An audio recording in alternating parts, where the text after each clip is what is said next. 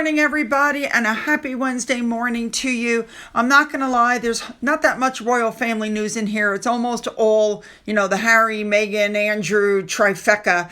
And yes, I know Meghan had her birthday, but there's so much stuff to cover for that. That's going to be in the next video. Otherwise, we would have a 25-minute long video. So let's just jump in and cover everything because there's a lot. Let's go. Okay, this is not royal family news, but I thought it was important to point out veteran broadcaster James Whale has passed away at the age of 74. He had a prolonged battle with cancer. He was the Talk TV host. He passed away Monday morning. Now, he had previously had cancer in 2000. He had surgery. They told him he had 3 months. And then here we were 20 years later in 2020. The cancer returned. It spread everywhere. He was a broadcaster for over 5 decades. That's a long time. In 2024, he was awarded an MBE for services to broadcasting and charity. The man lost his wife in 2018 from lung cancer.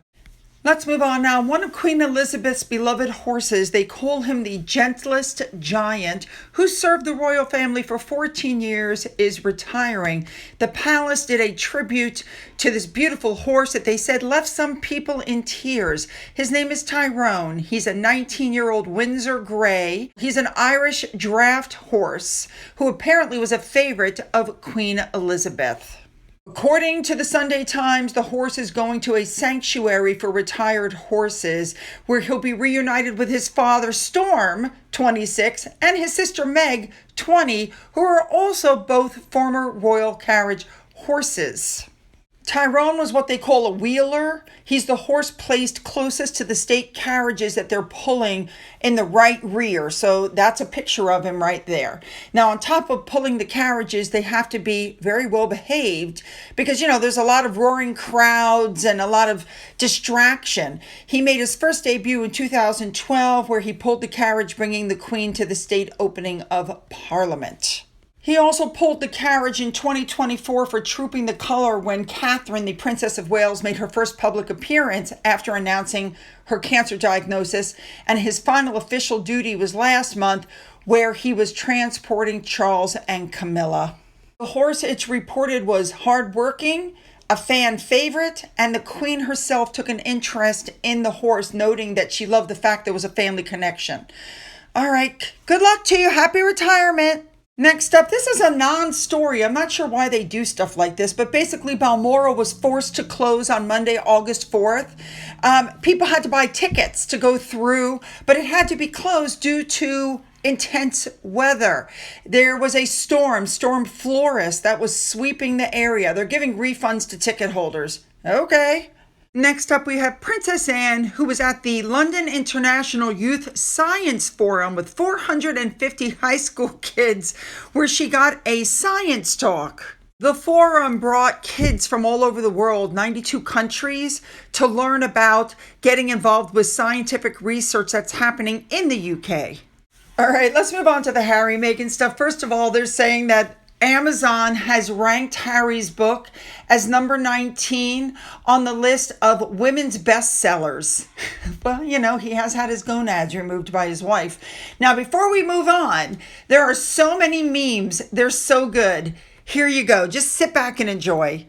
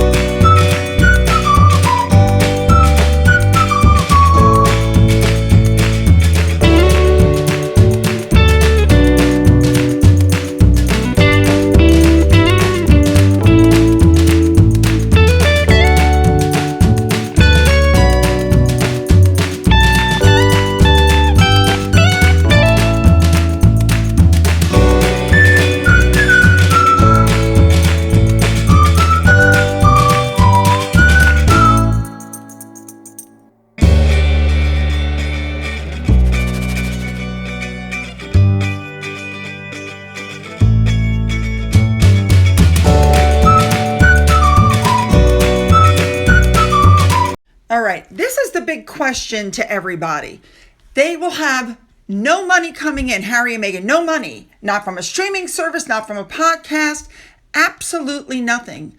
So people are asking, how in the heck are they going to fund their billionaire lifestyle? Because that's what they've got. Not a millionaire lifestyle, a billionaire lifestyle. We know the money left to him from Diana was used. Remember, Harry said on the Oprah show, if we didn't have the money my mom left, we wouldn't have been able to do this.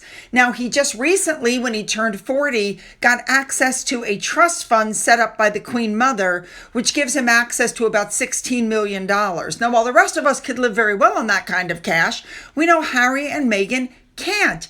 Their mortgage payment is about $715,000 a year. Staffing costs are about $367,000 a year.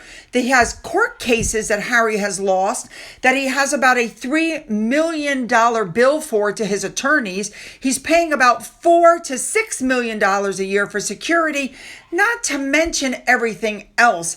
I mean, they just don't have the money. So that's the question. Where's the money going to come from? And this is why everybody is so concerned that Harry and Meghan are going to return to the royal family, because financially they have no money. But I don't think the royal family is going to take them back. Harry at this point is doing absolutely everything to show that he's still a part of the royal family, that he's still a part of the firm. Remember, the latest thing he did was offer to share his working diary so that there wouldn't be any potential clashes of high-profile appearances. Are you kidding? We all know that he's been doing that intentionally for the last 5 years, but I think he realizes that he's not able to knock the royal family off the front pages, and so he's conceding. Does that make sense? All right, I have to touch on this because I think this is part of what happened with Harry. So let me explain. In episode 4 of the Netflix docuseries, basically it showed that Harry and Meghan were unhappy with their living arrangements as they, started married life together. They were in Nottingham Cottage, which is located on the grounds of Kensington Palace. Don't forget that this is where William, Catherine, and George lived, and William is taller than Harry. This is where the three of them happily lived until their apartment was ready, their big 4-floor apartment or whatever it has. But Meghan and Harry said, we're living on palace grounds, and it sounds so regal because it says palace, but our cottage was so small. And then Harry went on to whine about the property is on a slight lean and it has low ceilings. So I don't know how whoever lived there before, but they must have been very short. Now, he knows that William lived there. So that's just another lie. Meghan said the ceilings are so low, they were hazardous for Harry because he would just hit his head constantly in that place because he's so tall. Again, William lived there before Harry. William is taller than Harry, and he didn't complain. And also, let's not forget that while this was going on, the Duke and Duchess of Gloucester had vacated their apartments and they were being renovated for Harry and Meghan. But they conveniently left that out of the narrative. And Harry continued and goes, Oprah Winfrey came over for tea and she looked around and went, no one would ever believe it. You know what I mean? Meghan thought that the cottage that they were living in was belittling Harry. She was unhappy with the residence. She felt it was so small that it was a reflection of how the royal family were feeling about Harry. She didn't understand that real royals don't care much about houses and material possessions because they've always had them, and so they kind of, take them for granted. So here you have a beautiful house on the grounds of a famous palace, and Harry seemed perfectly fine with it until Meghan showed up. So remember, they were supposed to move into the apartments next to William and Catherine, but by then there was so much tension that they actually went to Queen Elizabeth and asked to move into Windsor Castle. And the Queen said, no, it's inappropriate. They actually wanted to be in the castle. At the time, only the Queen and Philip had private apartments in the castle, and everybody else lived somewhere else on the estate. And we know they ended up in Frogmore Cottage. She wanted Frogmore House, and she was excited to get Frogmore House. Then she got Frogmore Cottage, which she then complained about. So yes, I think Meghan was the reason that Harry started to, I think he always had some animosity towards his family, but I think Meghan absolutely inflamed it. All right, let's move on. Now, of course, another problem with Meghan was she was very touchy-feely. Don't forget that on the Netflix show, she said, I didn't realize that it was so jarring for the Brits that the stiff upper lip on the outside goes to the inside. I think, first of all, that's not true for a lot of them. We've seen multiple videos of Catherine hugging people. I think the issue was that people didn't want to hug Meghan. It's not that they don't like to hug. They just don't want to hug Meghan. That was the problem.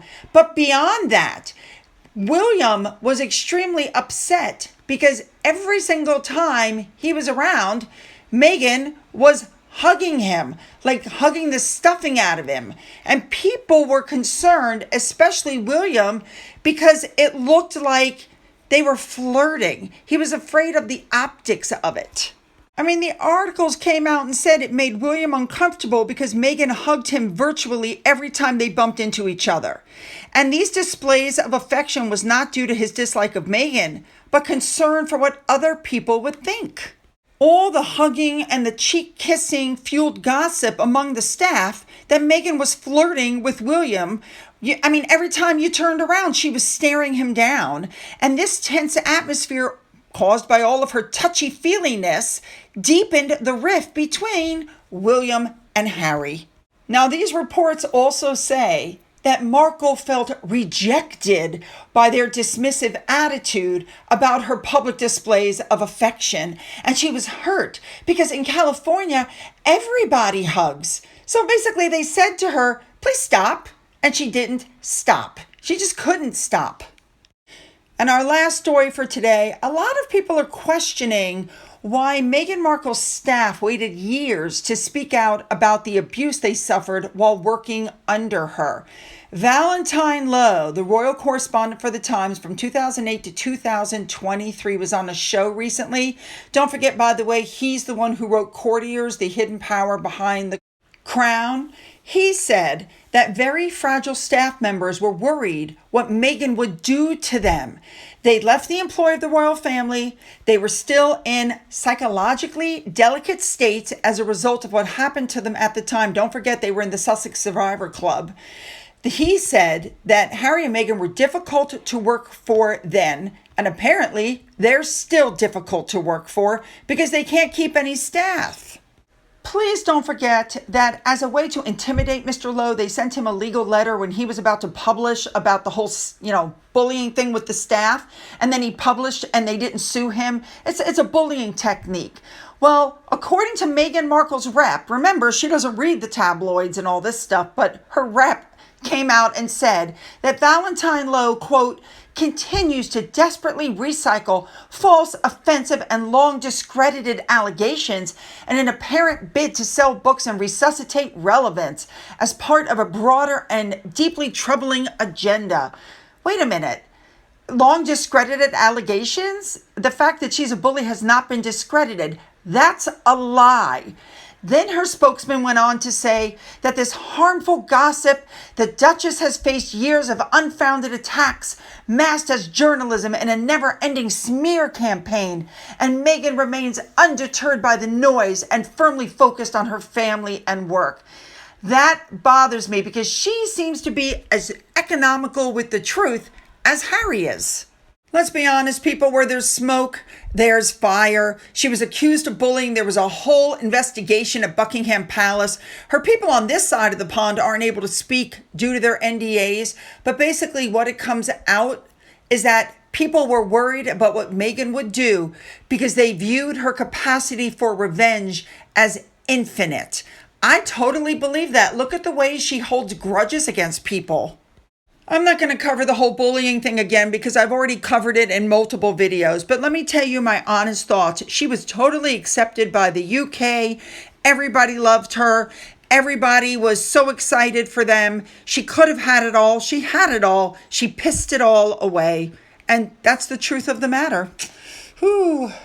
Oh my goodness. Put those comments down, make them good. You know I'm reading them. Don't forget to hit the like and the subscribe button and the bell for all notifications. Then you're going to go down into the description box where you'll find a link to my Twitter, my Gettr, my Rumble, my email, a link to my second channel, a link to my father's book, which is still up for sale on Amazon, and a link to my Amazon wish list, as well as a physical address. For those of you who have donated to my coffee fund, thank you so much. And as always, you guys, have a great day.